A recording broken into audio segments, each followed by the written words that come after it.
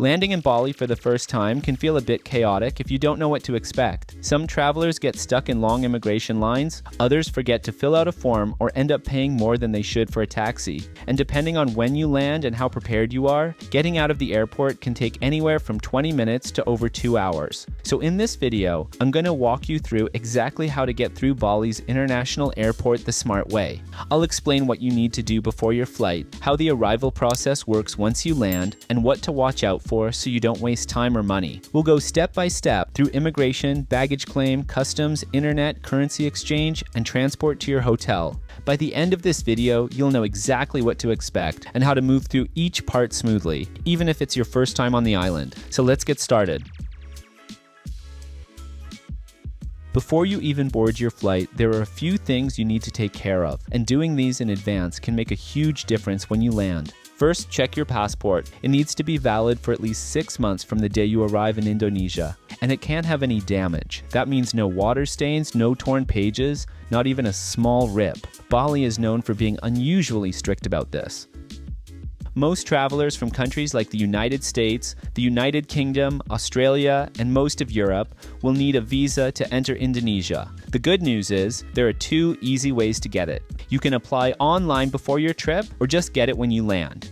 If you do it in advance, it's called the electronic visa on arrival. It costs the same as getting it at the airport, around $35. The difference is that doing it online lets you skip the visa line entirely, which can be a huge time saver. During low season, that line might take 30 minutes, but in high season, especially around July, August, or the holidays, the wait can stretch to 2 hours or more. So applying online is definitely the better option if you want to move through immigration faster. When filling out the electronic visa on arrival form, make sure to choose the B1 visa type, which is for tourism. You'll need to upload a photo, fill in your passport details, your flight info, and where you'll be staying. Once everything's complete and approved, your electronic visa on arrival gets sent to your email. Just keep a copy on your phone or print it out in case they ask for it when you arrive. If you prefer to get your visa when you arrive, no problem. Just head to the visa on arrival counter before immigration, pay the same fee, and hold on to the receipt because you'll need to show it at passport control.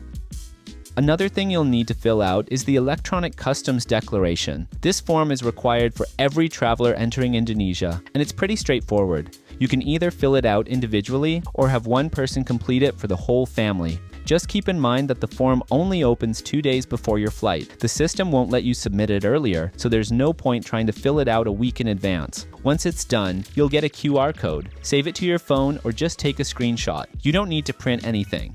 When you arrive, an officer will scan that code after you pick up your bags. If you're not bringing anything that needs to be declared, the whole process usually takes less than a minute. If you don't fill it out ahead of time, there are computers available at the airport to do it on the spot. There's also a new fee called the Bali Tourist Tax. It's officially known as the International Tourism Levy, and it applies to all foreign visitors. The cost is 150,000 rupiah per person, and you can pay it online before your trip through the Love Bali website or the official app. Just like the other steps we've talked about, this is something you can also do at the airport after you land. Right after payment, you'll get a confirmation with a QR code. Most travelers won't be asked for it when they arrive at the airport, and that's totally normal. But in Bali, it's common for staff at major tourist attractions to check if you've paid.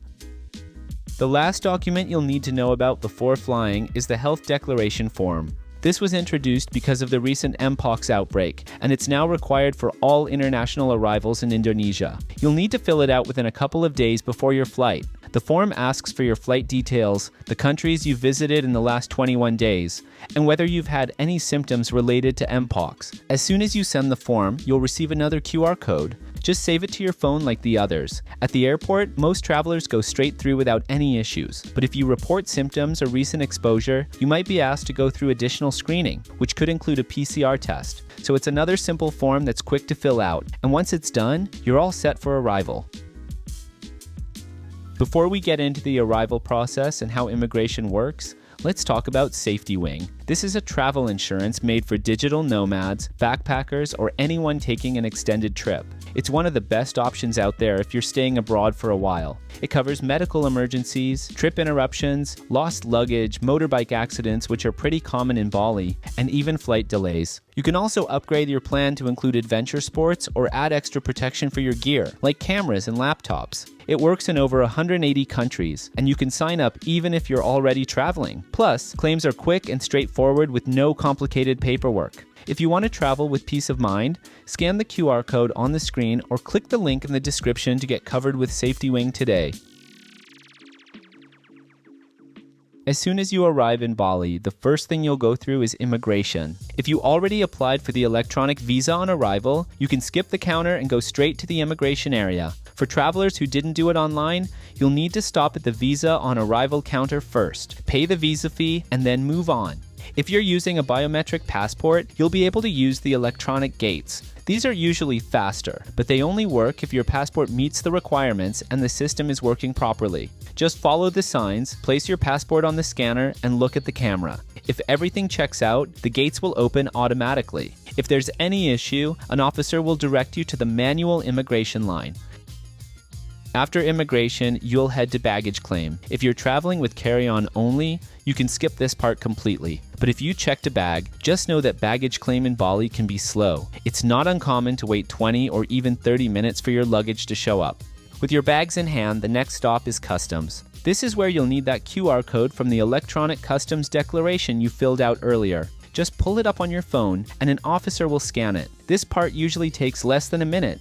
Once you're through immigration and customs, you'll walk straight into the arrivals hall, and this is where you can take care of a few important things before heading to your hotel. First up, cash. If you didn't bring any Indonesian rupiah with you, this is a good moment to withdraw some. The ATMs here are run by major Indonesian banks and are generally safe to use. In most cases, there aren't any extra fees from the ATM itself, but it still depends on your bank back home. Right next to the ATMs, there are currency exchange counters as well. The rates aren't the best you'll find in Bali, but you won't get scammed either, so it's a safe option if you need some cash right away. Next is internet. If you didn't get an eSIM before arriving, you'll find several kiosks selling local SIM cards right there in the arrivals hall. The three most common providers are Telkomsel, XL, and Smartfren. Telkomsel usually has the strongest coverage across the island, especially in more remote areas. XL and Smartfren are also solid choices, often with better deals on data packages. All the kiosks are side by side, so it's easy to compare prices before deciding which one to go with. You'll need your passport to register the SIM, and the staff will usually help you get everything set up on your phone right there. After you've sorted your cash and internet, it's time to head to your hotel. If your hotel arranged a private transfer, your driver will be waiting outside with a sign. But if not, you've got two main options. Grab a local taxi or order a ride through an app. Local taxis are the least recommended option here. You'll see a line of drivers holding signs and calling out for rides, but most of them don't use a meter and will throw out inflated prices. The better move is to order a ride through Grab. It's one of the two big ride apps in Indonesia, similar to Uber, and it's super easy to use. Grab even has its own official lounge just outside the terminal, where drivers are allowed to pick up passengers. The lounge is air-conditioned, has seating, and is a nice place to wait while your car arrives. Right outside the lounge, there's usually a stand where you can grab a discount voucher for your first ride, which makes it even cheaper.